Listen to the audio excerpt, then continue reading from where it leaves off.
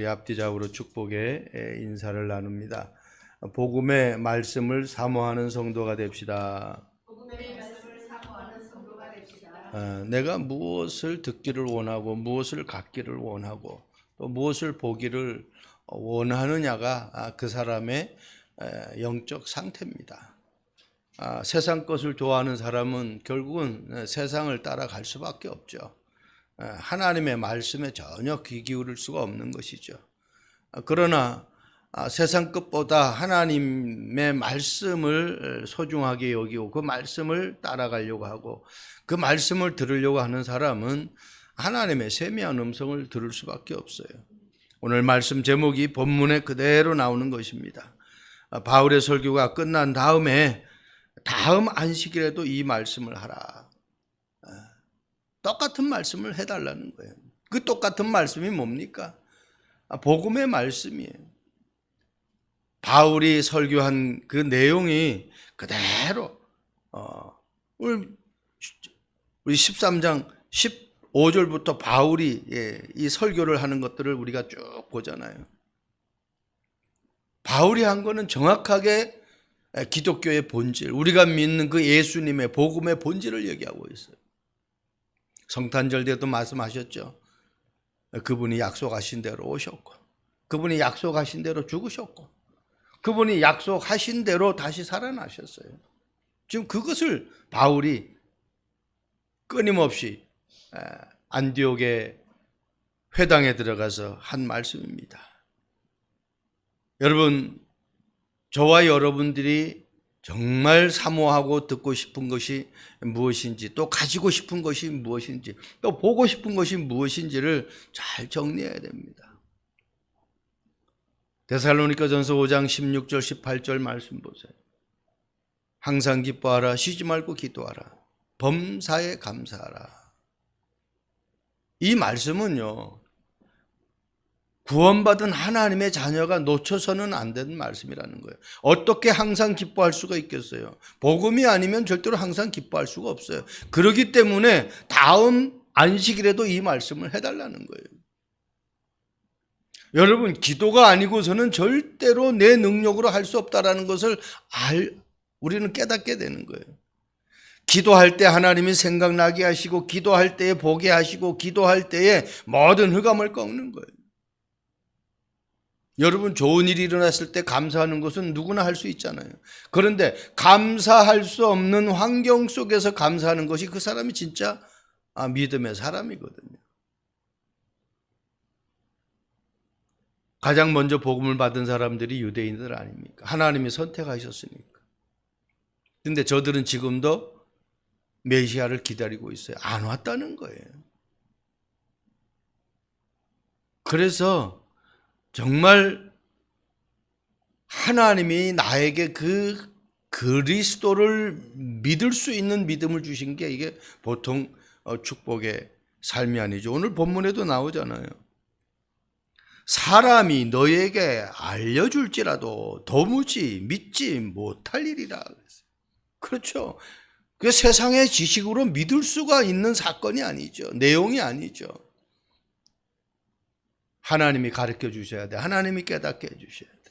자, 첫 번째, 다음 안식일에도 이 말씀을 하라. 왜 그렇게 말씀하셨습니까? 율법으로는 의롭게 되지 못하기 때문에 복음의 말씀을 들어야 되는 거예요. 그게 우리 39절에 말씀하고 있잖아요.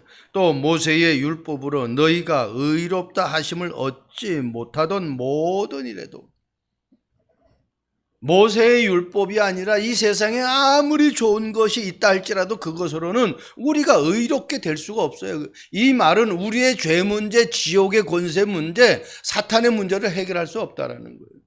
로마서 여러분들이 가서 한번 쭉 읽어보세요. 거기에 의롭게 되는 내용들이 로마서에 잘 나와 있어요.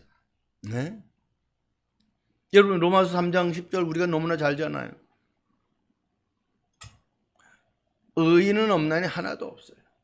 3장 14절에 모든 사람이 죄를 범하였으니, 6장 10절에 죄의 싹은 사망이다. 그러니까 모든 사람이 죄를 범했기 때문에 하나님의 영광에 이르지 못해요. 그래서 의인은 없고 하나도 없어요. 그렇기 때문에 율법으로는 해결이 안 되는 거예요. 세상의 지식, 과학, 문명 어떤 방법으로도 우리가 구원받을 수 없다라는 거예요. 그래서 이 유대인들이 좋아하는 것이 전통 좋아하고 사상 좋아하고 자기들이 만드는 어떤 제도 이런 걸 좋아하잖아요. 그런 것으로 우리의 문제가 해결될 수가 없고 그것으로 사단이 꺾일 수가 없다는 겁니다.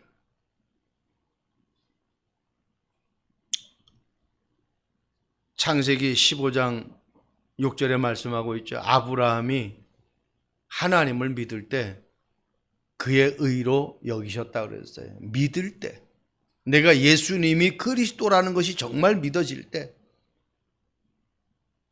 사도행전 13장 41절 말씀 보세요. 일러스되 보라, 멸시하는 사람들아 너희는 놀라고 멸망하라. 내가 너희 때를 당하여 한 일을 행할 것이니라. 사람이 너희에게 알려줄지라도 도무지 믿지 못할 말이라 하였느니라 하니라.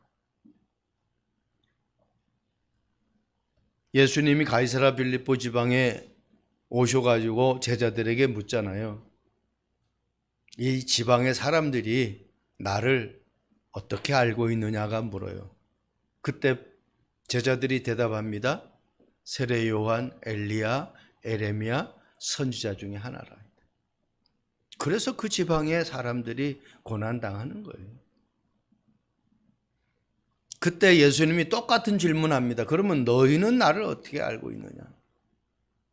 그때 제자 중에 한 사람인 베드로가 대답합니다. 주는 그리스도시요 살아계신 하나님의 아들이십니다. 여러분, 많이 들은 말씀인데 이 말씀이 정말 나에게 이해가 되는, 유대인과 가이사랴 빌립보 지방 사람들은 이 말을 이해를 못하니까 예수님을 세례 요한과 같이, 예수님을 엘리야 같이, 예수님을 에레미야 같이, 예수님을 선지자 중에 하나. 왜? 그분은 모르는 게 없어요. 그분의 삶 속에서 능력이 막 나타나요. 그러니까 엘리야처럼 얘기하는 거예요. 그분의 삶 속에서 많은 어려운 사람들을 도와줘요. 에레미야 같은 사람이라고 얘기를 하는 거예요. 그분의 삶 속에서 성전에 막 더럽힘을 할 때 성전에 들어가서 막 상을 뒤엎으며 욕을 막 하죠. 보니까 어때요? 저 사람 진짜 깨끗한 사람이야. 사회를 변화시키는 사람이야. 그래 세례요한 같이 생각하는 거예요. 그런데 베드로는 그렇게 보질 않았어요. 예수님은 그리스도시라는 거예요. 이 땅에 그리스도로 오신 분이라는 거예요. 그리고 그분이 죽은 분이 아니라 살아계신 하나님의 아들이라는 거예요.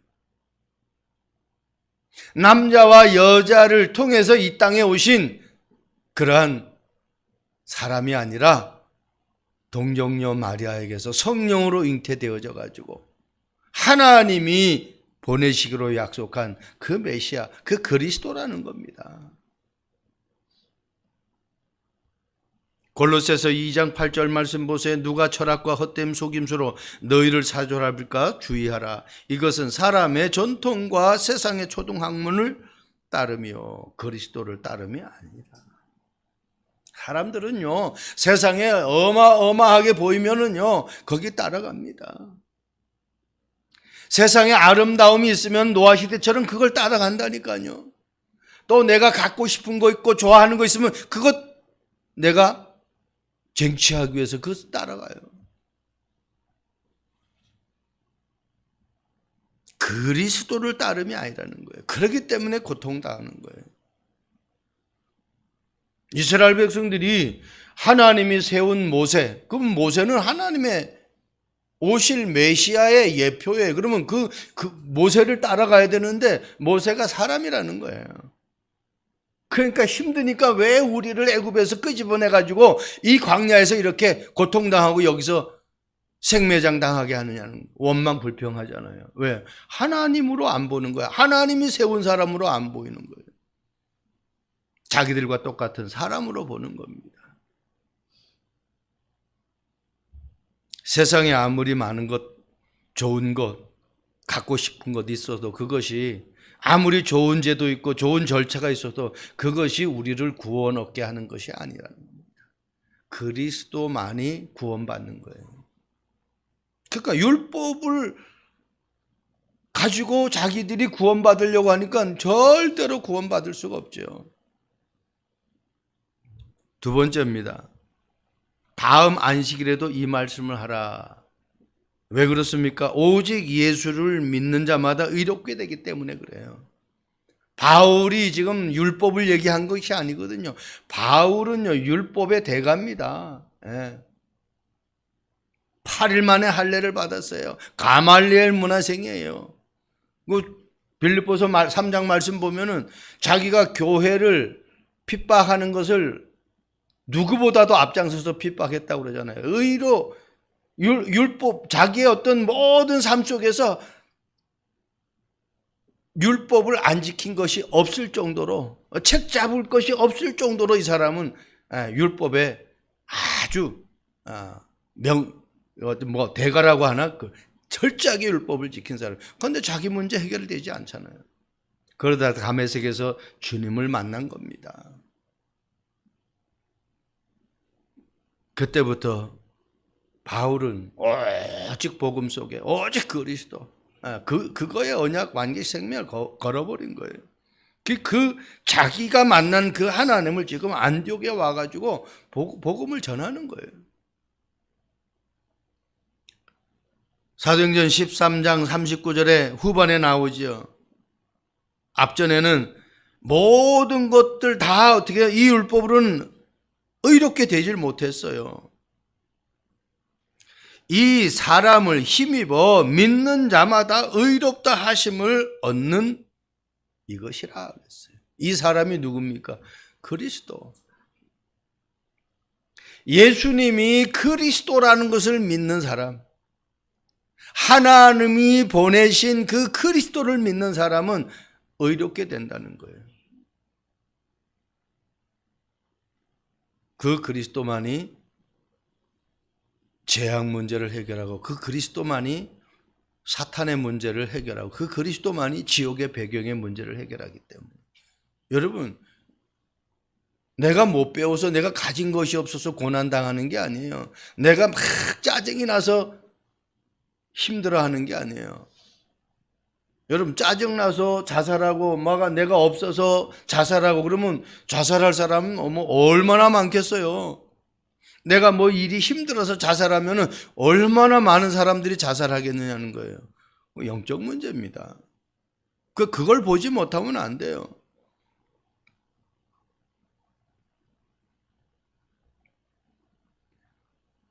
바울은 인간이 의롭게 되는 것은 이 땅에 어떤 것으로 될 수 없다고 딱 확실하게 언약으로 붙잡은 거. 오직 예수 그리스도, 그분을 믿을 때 내가 모든 죄와 저주와 지옥의 권세에서 완전 빠져나오는 길이라는 것을 알게 된 거예요. 그래서 로마서 8장 2절에 생명의 성령의 법이 죄와 사망의 법에서 너를 해방시킨다, 그렇게 말씀하고 있죠. 놓치면 안 돼. 사도행전 13장 38절 말씀 보세요. 그러므로 형제들아, 너희가 알 것은 이 사람을 힘입어 죄 사함을 너희에게 전하는 이것이며, 이 사람을 힘입어 예수님이 그리스도라는, 그분이 나를 위해서 오시고 그분이 나를 위해서 죽으시고 그분이 나를 위해서 다시 살아나신 것을 정말 믿고 그분을 나의 구주로 영접하면 내가 모든 잃어버렸던 힘을 회복하는 거예요. 그래서 성경은 오직 성령이라고 말씀하고 있습니다. 오직 지식이 아닙니다. 오직 배경이 아닙니다. 오직 가문이 아닙니다.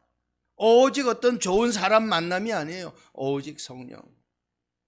그것으로만 땅끝까지 증인될 수 있다라고 성경은 말씀하고 있어요. 로마서 1장 17절 말씀 보세요. 복음에는 하나님의 의가 나타나서 믿음으로 믿음에 이르게 하나니 기록된 바 오직 의인은 믿음으로 말미암아 살리라 그랬어요. 불신앙이 믿음을 갖게 하는 게 아니잖아요. 불신앙은 불신앙을 갖게 하는 거예요. 그래서 내가 어떤 사람을 만나서 어떤 대화를 하느냐가 그 사람의 믿음이 자라요. 불신앙의 사람을 만나면 불신앙이 자라는 거예요. 왜? 불신앙의 말을 들으니까. 그런데 믿음의 사람을 만나서 믿음의 말을 들으면 내 믿음이 점점점 자란다니까. 성경은 지금 어떻게 해요? 사단의 역사와 하나님의 역사를 두 가지를 다 기록하고 있잖아요. 그래서 하나님의 역사를 따라간 사람과 사단의 속임수를 따라간 사람들의 결과가 그대로 성경에 기록되어 있는 거예요. 선택하는 건 우리 인간 스스로가 선택하는 거예요.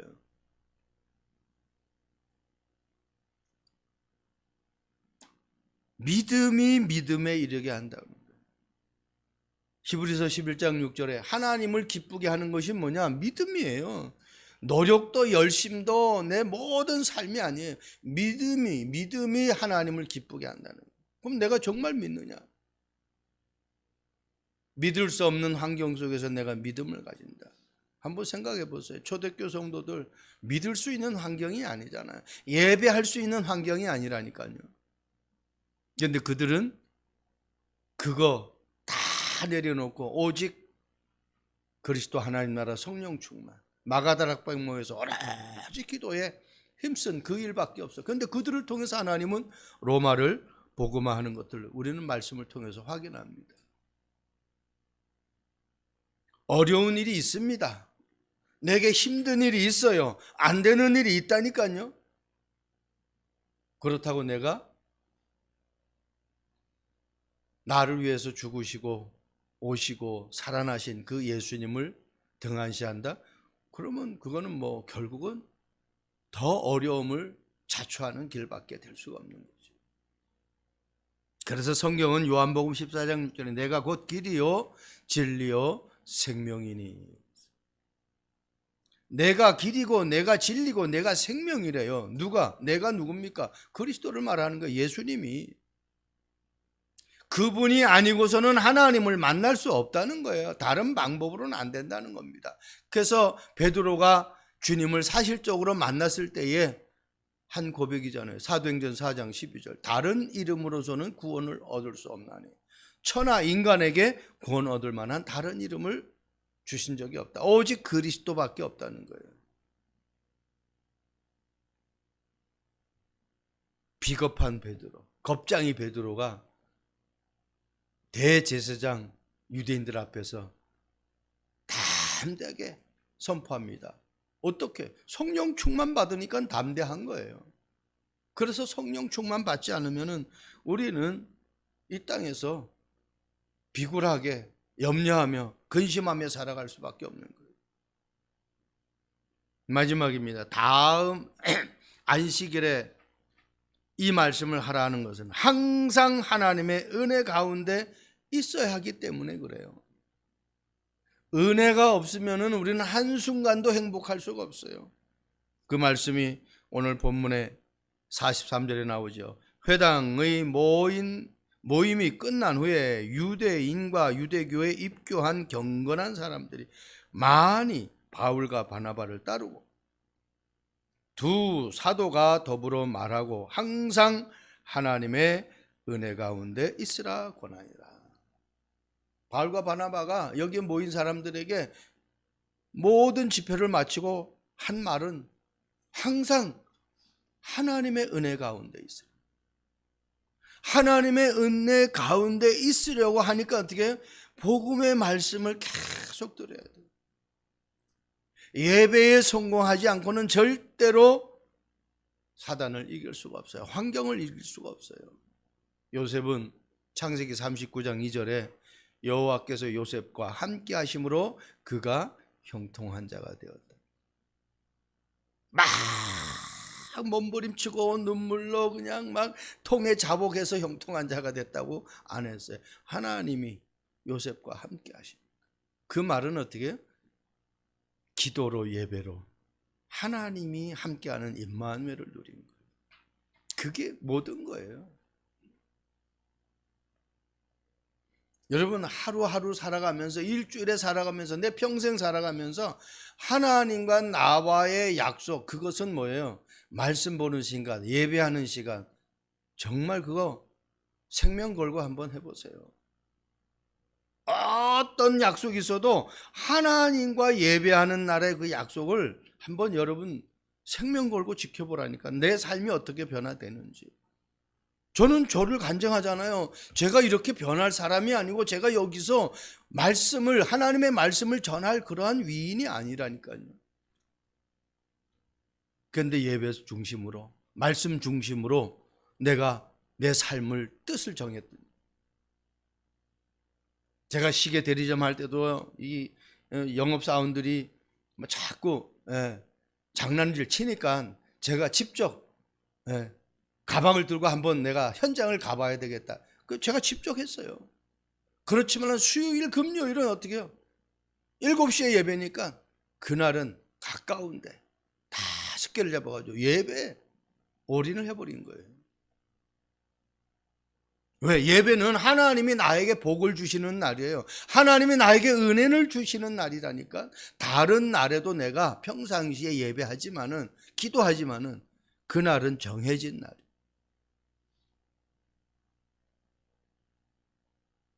그래서 은혜는 그냥 오는 게 아닙니다. 사모할 때. 사도행전 13장 42절 말씀 보세요. 그들이 나갈새, 조금 전에 제가 읽어드렸죠. 다음 안식일에도 이 말씀을 하라. 뭐 똑같은 말씀을 자기 들어가서 뭐 하겠어요. 그런데 이 말씀이 치유가 되어지는 거예요. 이 말씀이 나를 변화시키는 거예요. 여러분 계속 마약을 먹으면 어떻게 했어요? 마약 중독자가 되겠죠. 계속해서 술을 먹으면 어떻게 했어요? 술 중독자가 되겠죠. 계속 내가 말씀을 들으면 어떻게 했어요? 말씀의 중독자가 되겠죠. 내가 계속 기도하면 어떻게 했어요? 기도의 중독자가 되겠죠. 여러분 술 중독자가 낫겠습니까? 말씀 중독자가 낫겠습니까? 한번 생각해 보라니까요. 저는 은혜의 중독자가 되니까 하나님이 이 자리에 서게 하신 거예요. 여러분들이 말씀과 기도 속에 여러분 하는 일의 중독자가 돼야 돼요. 그런데 말씀과 기도가 없는 상태에서 내게 준 달란트의 중독자가 되어버리면은 그 사람은 어떻게 사단에게 완전히 놀이기감이 돼버리는 거예요. 내가 왜 돈 벌어야 되는지, 내가 왜 성공해야 되는지 세상 사람들과 같은 기준에서 내가 성공해버리니까 어떻게 타락의 일로 빠지는 거예요. 복음 없는 사람이 돈 많다, 복음 없는 사람이 높은 자리에 갔다, 타락이 되어지는 거예요. 그거는 망하는 지름길입니다. 절대로 성공할 수가 없어요. 왜? 복음만이 인간을 변화시킬 수 있기 때문에 그렇습니다. 그래서 무디가 붙잡은 언약의 말씀이잖아요. 로마서 10장 17절이 무디가 붙잡은 언약. 구두수 성공인 무디가 세계 최고의 전도자가 될 수 있었던 것들은 이 말씀이란 말이에요. 뭐라고 말씀합니까? 믿음은 들음에서 나고, 들음은 그냥 말씀이 아니죠. 그리스도의 말씀으로 인합니다 그랬어요. 뭘 듣느냐는 거예요. 정말 복음의 말씀을 듣느냐는 거예요. 그 그리스도의 말씀이 사람을 변화시키고 생각을 변화시키고 모든 환경도 변화시키는 거고요. 이스라엘 백성들 출애굽할 때에 하나님이 이스라엘 백성들을 보호하시는 거 우리는 말씀을 통해서 늘 확인하잖아요. 13장 43절 말씀 보세요. 해당의 모임 끝난 후에 유대인과 유대교에 입교한 경건한 사람, 이 사람들이 완전히 율법의 대가거든요. 제도의 대가거든요. 어떤 전통의 대가들이란 말이에요. 그런데 어떻게 해요? 바울이 어떤 사람인 걸 알잖아요. 완전히 바울이 제도, 율법, 전통의 대가 아닙니까? 그런데 어떻게 해요? 복음으로 완전히 이 사람이 변화돼 버렸어요. 예수 믿는 사람들을 잡아다가 완전히 죽임을 당하는 그 일에 앞장던 스데반을 죽였던 장본인 아닙니까? 그런데 어떻게 해요? 이제는 어떻게 해요? 본인이 이 복음의 중독자가 되고 기도의 중독자가 돼서 복음이 아니면 안 된다라는 것을 가는 곳곳마다 얘기하는 증인이 돼버린 거예요. 그러니 이 사람이 증인으로 서서 말씀을 하니 그리스도가 오심과 죽으심과 그분이 다시 살아나심을 정확하게 얘기하니 사람들이 변화될 수밖에 없죠. 결국은 보세요. 은혜가 있어야 놓치질 않는데 은혜가 없으면 다 놓쳐요. 창세기 3장 사건이 그거잖아요. 뭘 들었느냐는 거예요. 하나님의 약속을 언약으로 확실하게 붙잡았으면은 하나님처럼 된다는 말에 절대로 속질 않죠. 왜? 이미 하나님처럼 내가 살고 있는 그 축복을 받았는데 왜 속습니까? 그러니까 그냥 속는 거예요. 사단은 그렇게 순식간에 속입니다. 우리를 보고 하나님은 뭐라고 그랬어요? 왕 같은 제사장. 왕은 아닌데 왕 같은 제사장이라니까. 우리가 누구예요? 그의 소유된 백성이에요. 그렇기 때문에 우리는 절대로 잘못될 수가 없어요. 잘못되는 것처럼 자꾸 속삭이고 자꾸 그런 환경을 우리에게 보여요. 그런데 거기에 속아 넘어가면 안 되죠. 그래서 오직이 안 되면은 우리는 자꾸 속게 되어 있습니다. 사도행전 13장 37절 말씀 보세요. 하나님께서 살리신 이는 썩음을 당하지 아니하였느냐. 다윗도 썩임을 당했어요. 우리 모든 조상들이 다 썩임을 당했어요. 그런데 예수님은 썩임을 당하지 않았어요. 3일 만에 다시 살아나셨어요. 그래서 나는 부활이요 생명이 나를 믿는 자는 죽어도 살겠고 무릇 살아서 믿는 자는 영원히 죽지 아니하리라. 그 스데반이 돌에 맞아 죽었는데 분명히 죽었는데 성경은 죽었다고 기록 안 했어요. 잔이라 그래요. 세상 사람들이 보는 그 기준으로 우리가 보면은 다 놓칩니다. 크로스비는 세상과 나는 간 곳 없고 구속한 주만 보인다. 그는 눈을 뜨기를 원하지 않는다. 왜? 눈 뜨면은 자기가 천사들의 왕래하는 것을 못 볼 것 같으니까. 왜? 천사들 왕래하는 걸 보았어요. 세상 사람들이, 세상에 지식이 많은 사람들이, 세상의 모든 부와 귀를 가진 사람들이 그 천사들의 왕래하는 것, 영적인 세계를 못 본 거예요. 그러니까 본인은 영적인 세계를 보고 있거든요. 보좌의 축복. 이거 본 사람은요, 세상 것 아무리 좋아도 그게 부럽질 않죠.